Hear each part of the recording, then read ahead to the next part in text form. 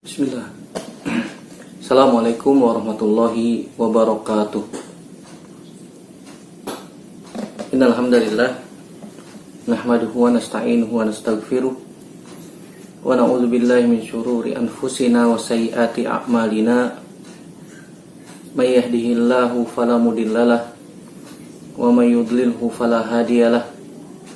Asyhadu an la ilaha illallah wahdahu la syarikalah wa asyhadu anna Muhammadan abduhu wa rasuluhu la nabiyya ba'dah. Ya ayyuhalladzina amanu taqullaha haqqa tuqatih wa la tamutunna illa wa antum muslimun. Ya ayyuhan nasu taqu rabbakumul ladzi khalaqakum min nafsin wahidah wa khalaqa minha zawjaha wa batha minhuma rijalan katsiran wa nisaa'a wattaqullaha allazi tasaaluna bihi wal arham innallaha kana 'alaikum raqiba. Ya ayyuhallazina amanu taqullaha wa qulu qawlan sadida yuslih lakum a'malakum wa yaghfir lakum dzunubakum wa may yuti'illaha wa rasulahu faqad faza fawzan 'azima. Amma ba'du fa inna asdaqal hadits kitabullah wa khairal hadi Muhammadin sallallahu alaihi wasallam wa syarrul umuri muhdatsatuha wa kullu muhdatsatin bid'ah wa kullu bid'atin dhalalah wa kullu dhalalatin finnar. Ayol ikhwah wal akhwat, azanullah wa iyyakum ajmain. Alhamdulillah, segala puji hanya milik Allah Subhanahu wa taala yang telah memberikan kepada kita nikmat yang sangat banyak, nikmat yang tidak terhitung jumlahnya, nikmat yang paling besar, nikmat iman, nikmat Islam, nikmat sehat, nikmat waktu luang, sehingga Allah Subhanahu wa taala masih memberikan kepada kita kesempatan untuk bersua, berjumpa dalam media ini untuk melanjutkan pelajaran kita dari kitab Ad-Durus Al-Yaumiyah. Salawat dan salam semoga senantiasa tercurahkan kepada Nabi kita Muhammad sallallahu alaihi wasallam, kepada keluarganya, istri-istrinya, anak-anaknya, sahabatnya, dan tidak lupa kita sebagai umatnya sampai kiamat kelak. Saudaraku rahimanillah wa iyyakum ajmain, kita akan melanjutkan pelajaran kita dari kitab Ad-Durus Al-Yaumiyah, masuk pelajaran yang ke-32. Ad-du'a'u bi zahril ghaib. Ad-du'a'u bi zahril ghaib. Ad-du'a'u bi zahril ghaib maksudnya an yad'uwal muslimu li akhihil muslim fi ghaibatihi. Ad-du'a bi zahril ghaib maksudnya adalah mendoakan saudara kita sesama muslim ketika mereka tidak berada di hadapan kita. Ad-du'a bi zahril ghaib artinya mendoakan saudara kita sesama muslim ketika mereka tidak berada di hadapan kita. Ini termasuk sunnah yang baik, di mana amalannya ringan tetapi pahalanya besar. Bahkan Allah Subhanahu wa taala akan mengabulkan doa kita untuk saudara kita, dan Allah Subhanahu wa taala akan memberikan yang semisal untuk kita. Dan ini dilakukan oleh para nabi dan rasul, sebagaimana nanti kita akan bacakan ayat-ayatnya yang berkaitan tentang masalah ini.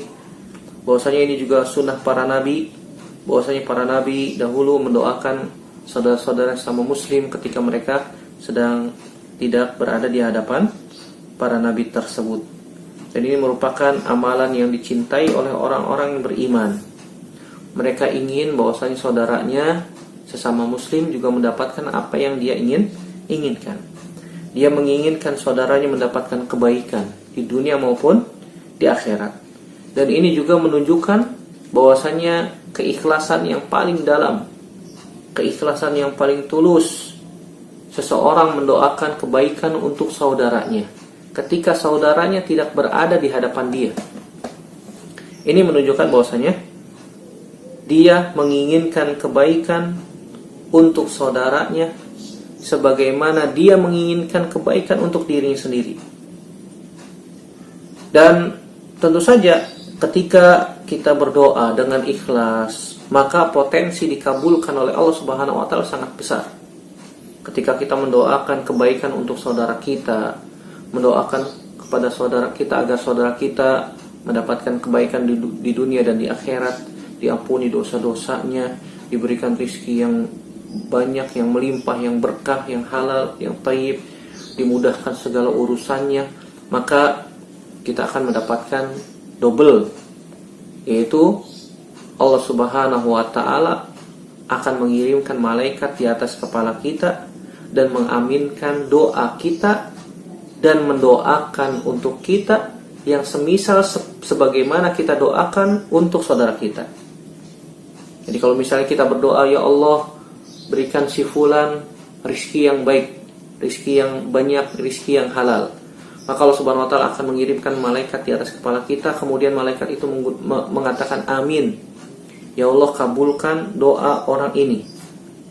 Dan malaikat juga mengatakan walaka bimislin, ya Allah berikan dia yang semisal sebagaimana dia minta untuk saudaranya.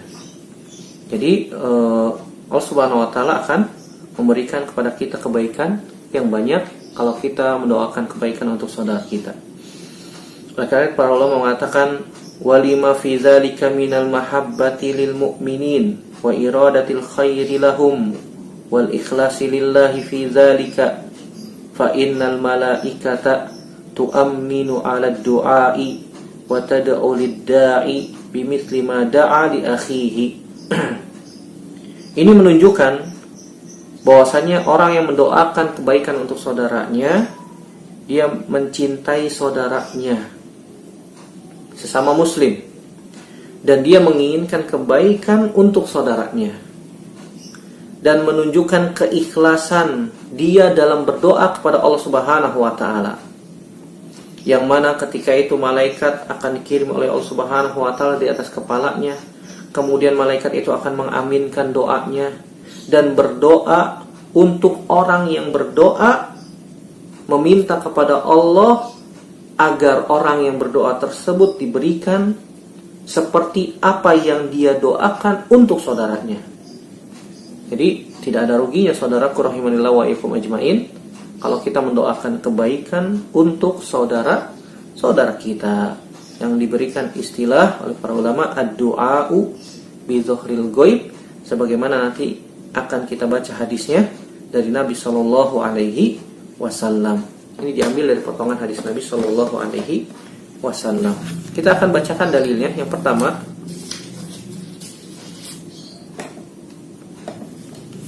dari firman Allah Subhanahu wa taala dalam surat Al-Hasyr ayat 10. Surat Al-Hasyr ayat 10. Allah Subhanahu wa taala berfirman, "Walladzina ja'u min ba'dihim yaquluna rabbana ighfir lana wa li ikhwanina alladzina sabaquna bil iman wa la taj'al fi qulubina gillan lil ladzina amanu." Allah Subhanahu wa taala mengatakan walladzina ja'u min ba'dihim, dan orang-orang yang datang setelah mereka. Artinya orang-orang yang datang setelah mereka, generasi setelahnya, mengatakan yaqulun rabbana ighfir lana. Dia berdoa kepada Allah Subhanahu wa taala, ya Allah, ampunilah dosa-dosa kami. Wali ikhwanina alladzina sabaquna bil iman, dan ampuni dosa-dosa saudara kita yang telah mendahului kita dengan iman. Artinya kita generasi yang ada saat ini mendoakan orang-orang yang sudah meninggal, orang-orang kaum muslimin dahulu yang telah mendahului kita. Mereka senantiasa berdoa, Rabbana ighfir lana wa li ikhwanina alladzina sabaquna bil iman. Ya Allah, ampuni dosa kami dan dosa saudara-saudara kami yang telah mendahului kami dalam keimanan.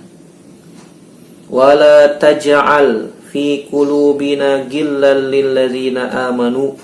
Ya Allah, jangan jadikan di dalam hati kami gil. Gil itu hasad, iri hati, dengki, dan seterusnya penyakit-penyakit hati. Ya Allah, jauhkanlah kami dari penyakit-penyakit hati. Dan penyakit hati ini berbahaya, saudaraku rahimanillah wa iyyakum ajmain. Begitu juga hasad.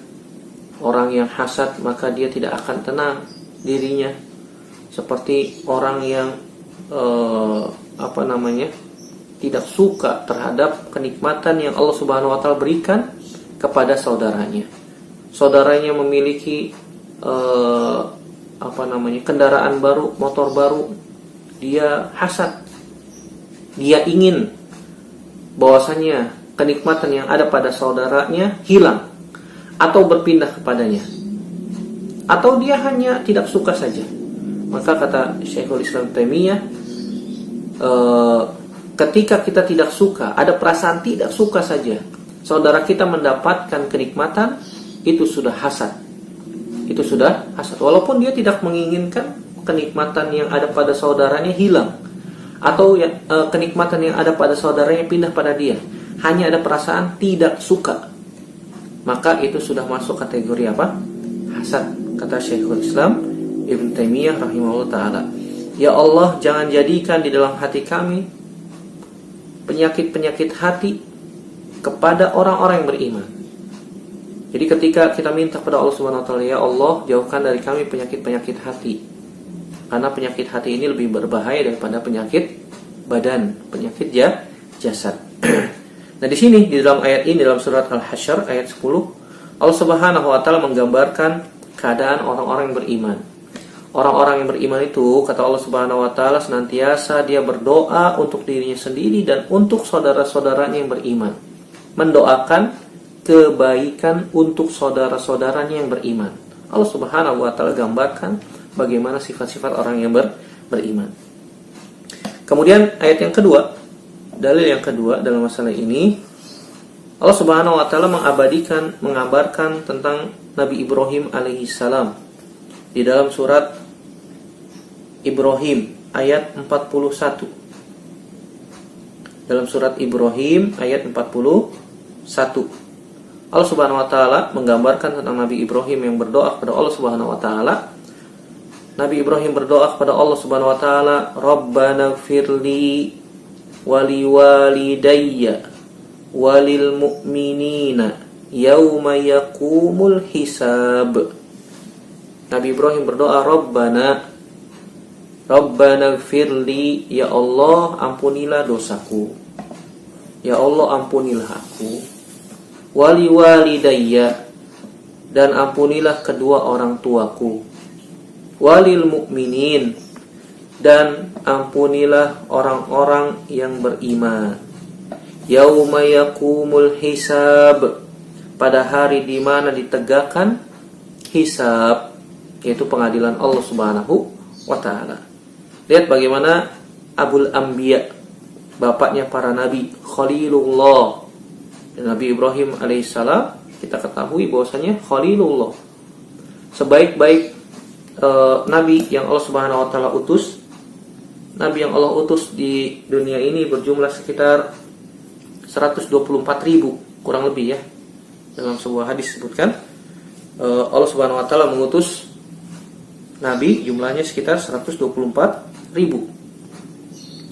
Dari 124.000 nabi itu, Allah Subhanahu wa taala memilih rasul, utusan Allah Subhanahu wa taala. Dan kita tahu bahwasanya semua rasul sudah pasti nabi. Semua rasul sudah pasti nabi. Tetapi tidak semua nabi Allah Subhanahu wa taala diangkat menjadi apa? Rasul. Tidak semua nabi Allah Subhanahu wa taala angkat menjadi rasul. Dari 124.000 nabi, Allah Subhanahu wa taala pilih 313 rasul. Dalam sebuah riwayat disebutkan 313 rasul. Nah, dari 313 rasul itu, Allah Subhanahu wa taala wajibkan kita mengimani 25 nabi dan rasul.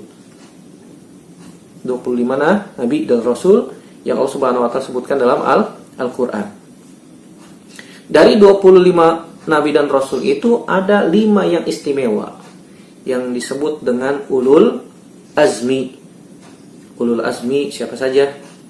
Ada Nabi Ibrahim, ada Nabi Musa, ada Nabi Nuh, ada Nabi Isa, dan ada Nabi Muhammad sallallahu alaihi wasallam. Dari 5 nabi tersebut, Allah Subhanahu wa taala pilih 2 nabi yang menjadi Khalilullah. Khalilullah, kekasih Allah Subhanahu wa taala. Siapa dia? Yaitu Nabi Ibrahim dan Nabi Muhammad sallallahu alaihi wasallam. Jadi Nabi Ibrahim diberikan julukan Khalilullah atau Abul Anbiya. Kemudian Nabi Muhammad sallallahu alaihi wasallam pun diberikan julukan oleh Allah Subhanahu wa taala Khalilullah. Khalil itu lebih dekat daripada mahabbah, kekasih Allah Subhanahu wa taala. Jadi kalau misalnya Nabi Muhammad sallallahu alaihi wasallam dipanggil Habibullah, kata para ulama diantaranya Syekh Muhammad bin Shalih Al-Utsaimin, ini kurang tepat. Karena setiap hamba juga bisa dicintai oleh Allah Subhanahu wa taala. Jadi apa spesialnya Nabi Muhammad SAW kalau diberikan julukan Habibullah? Karena hamba-hamba yang lain juga bisa mendapatkan kecintaan dari Allah Subhanahu wa taala. Jadi yang lebih tepat Nabi SAW diberikan julukan Khalilullah. Derajat Khalil, derajat khullah itu lebih tinggi daripada derajat mahabbah. Makanya ketika ada orang yang memberikan julukan Nabi SAW dengan Habibullah, ini kurang tepat kata para ulama. Yang lebih tepat adalah Khalilullah, karena Nabi SAW diberikan derajat khullah sama seperti derajat Nabi Ibrahim alaihissalam. Dan kita tahu Nabi Muhammad SAW adalah Nabi manusia yang pertama kali mengetuk pintu surga, masuk ke dalam surga. Nabi yang terakhir tapi masuk surganya lebih dahulu. Sebagaimana kata Nabi SAW, nahnul akhirunal awwalun. Sebagaimana diriwayatkan Imam Bukhari, kata Nabi SAW, kita ini umat terakhir tapi masuk surganya duluan, lebih dahulu dari umat-umat yang lain. Walaupun Nabi yang lain juga memiliki keutamaan seperti Nabi Musa alaihissalam diberikan julukan Kalimullah. Begitu juga Nabi Muhammad SAW diajak bicara juga oleh Allah Subhanahu wa taala langsung. Nabi Nuh alaihissalam awalur rasul yang pertama kali adalah Nabi Nuh alaihissalam.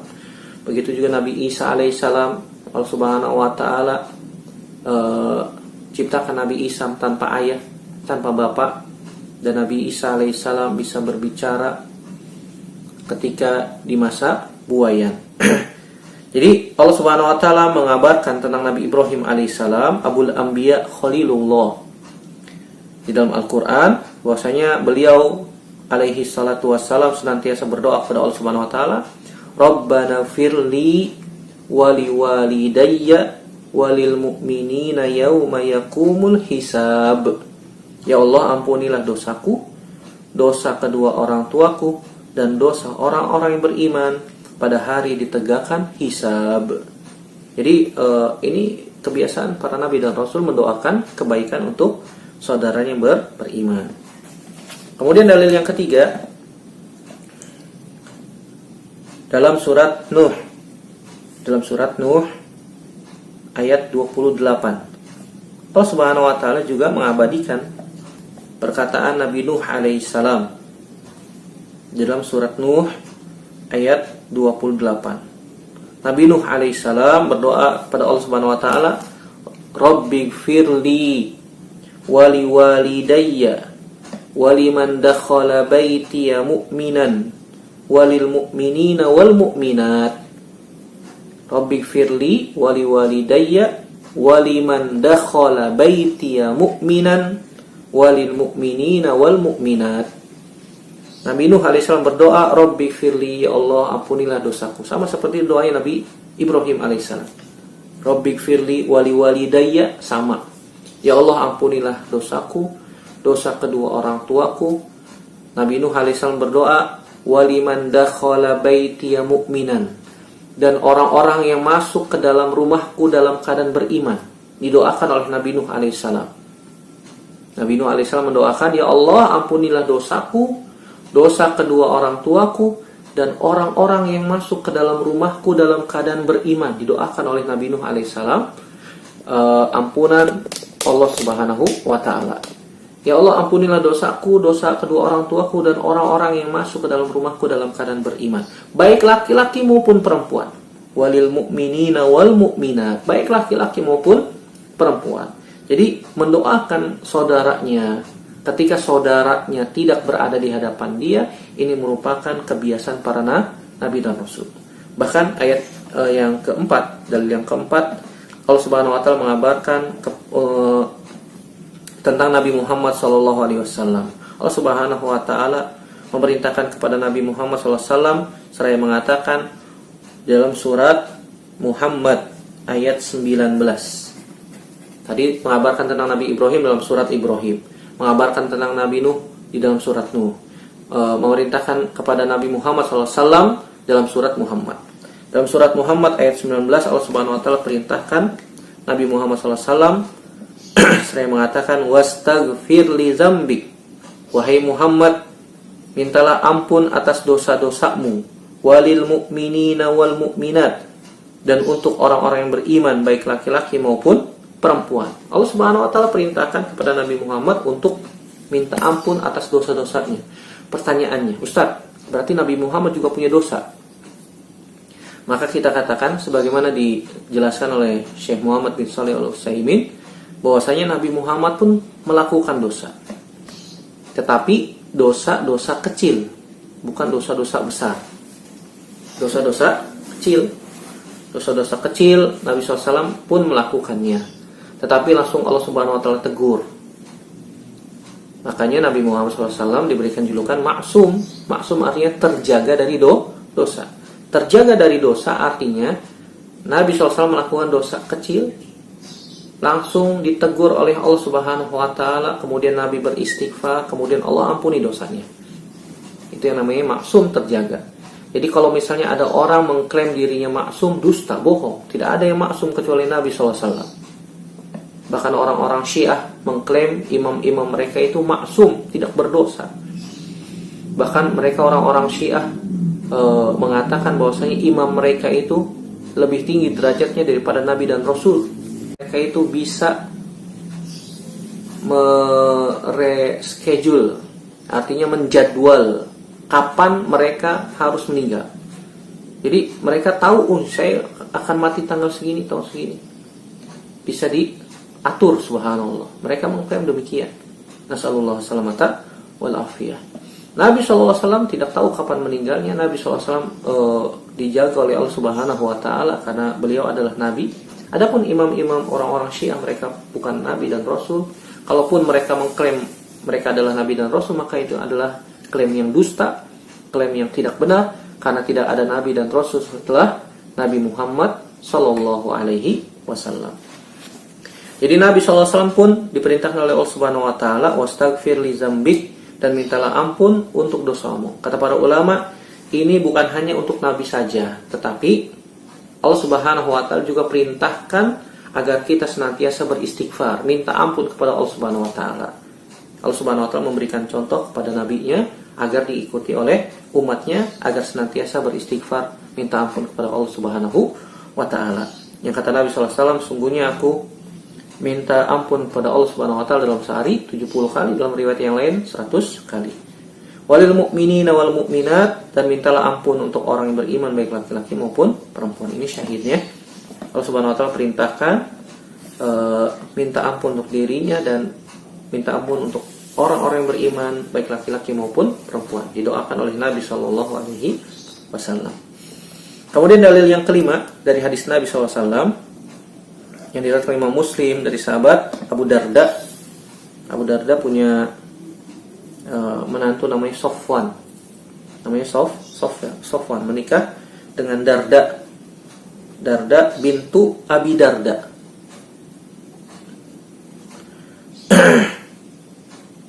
Darda bintu Abi Darda. Begitu juga bertemu dengan istrinya Abu Darda, yaitu Ummu Darda. Kemudian bertanya kepada Sofwan, "Wahai Sofwan, apakah kamu ingin pergi haji?" Kata Sofwan, "Iya." Maka ibu mertuanya mengatakan, "Doakan untuk kami agar kami bisa pergi haji. Karena kami mendengar Nabi SAW mengatakan, da'watul muslim li akhihi bi zahril ghaibi mustajabatun. Inda ra'sihi malakun muwakkalun. Kullama da'a li akhihi bi khairin, qala al malakul muwakkalu bihi amin. Walaka bimithlin." Ini ada beberapa lafaz. Di antara lafaz yang lain disebutkan, dalam riwayat yang disebutkan, "Ma min 'abdin muslimin yad'u li akhihi bi zahril ghaibi illa qala al malaku walaka bimithlin." Akhrajahu Muslim.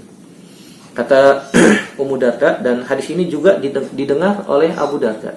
Ketika Sofwan mendengar hadis ini dari ibu mertuanya, kemudian menemui Abu Darda di pasar, Abu Darda pun mengatakan hal yang demikian sebagaimana dikatakan oleh istrinya Ummu Darda.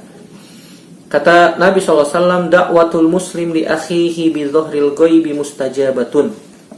Doa orang muslim untuk saudaranya muslim bi dhahril ghaib, ketika saudaranya tidak berada di hadapan dia, mustajabatun, akan dikabulkan oleh Allah Subhanahu wa taala.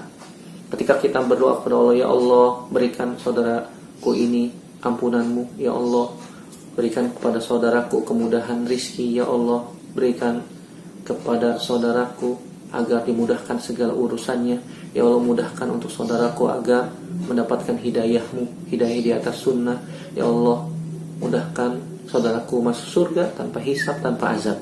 Maka Nabi SAW katakan, "Inda ra'sihi malakun muwakkalun." Maka Allah Subhanahu wa taala akan mengirimkan malaikat di atas kepalanya. Kullama da'a li akhihi bi khairin, ketika dia berdoa untuk saudaranya mendapatkan kebaikan, malaikat akan mengatakan, "Amin, ya Allah, kabulkan doa orang ini." Walaka bimislin, dan berikan dia yang semisal sebagaimana dia doakan untuk saudaranya. Lihat saudaraku rahimanallahu ajmain, amalan yang ringan tapi pahalanya besar, mendoakan kebaikan untuk saudara-saudara kita. Ustaz, kalau kita mendoakan keburukan untuk saudara kita gimana? Kita sudah pernah bahas pada pelajaran yang lalu bahwasanya hindari mendoakan keburukan untuk saudara kita, untuk tetangga kita, untuk anak kita, apalagi untuk harta kita. Maka hindari doa keburukan. Doa minta kepada Allah Subhanahu wa taala kebaikan. Ketika kita berdoa kepada Allah Subhanahu wa taala kebaikan untuk kita, untuk saudara kita, maka Allah Subhanahu wa taala akan memberikan yang semisal sebagaimana kita minta untuk saudara kita. Dikhawatirkan kalau kita minta keburukan untuk saudara kita, malaikat akan mengatakan, "Amin, ya Allah, berikan dia yang semisal sebagaimana dia minta untuk saudaranya." Ini kita khawatirkan kalau kita mendoakan keburukan untuk saudara kita, dikhawatirkan diaminkan oleh malaikat, dikhawatirkan kita pun akan mendapatkan yang semisal. Nas'alullah as-salamata wal afiyah. Oleh karena itu dihindari. Kita doakan kebaikan dan tidak ada ruginya ketika kita mendoakan kebaikan untuk saudara kita. Maka kita akan mendapatkan apa? Double. Ini amalan mudah, ringan, tetapi pahalanya luar biasa.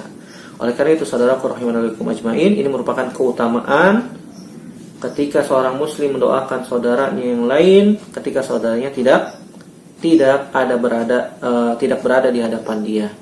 Dan ini doa ketika bizahril ghaib ini lebih dekat untuk dikabulkan, potensinya lebih besar untuk dikabulkan karena di dalamnya terdapat keikhlasan yang sangat dalam, kecintaan untuk orang yang beriman, dan diaminkan oleh malaikat. Semoga Allah Subhanahu wa taala memudahkan kita, memberikan kita taufik agar kita senantiasa mendoakan kebaikan untuk saudara kita, dan semoga Allah Subhanahu wa taala mengumpulkan kita kembali di dalam surganya tanpa hisab dan tanpa azab. Amin ya rabbal alamin. Demikian yang bisa kita bahas pada kesempatan kali ini, semoga bermanfaat. Aqulu qouli hadza astaghfirullah li wa lakum. Subhanakallahumma wa bihamdika asyhadu an la ilaha illa anta astaghfiruka wa atubu ilaik. Wassalamualaikum warahmatullahi wabarakatuh.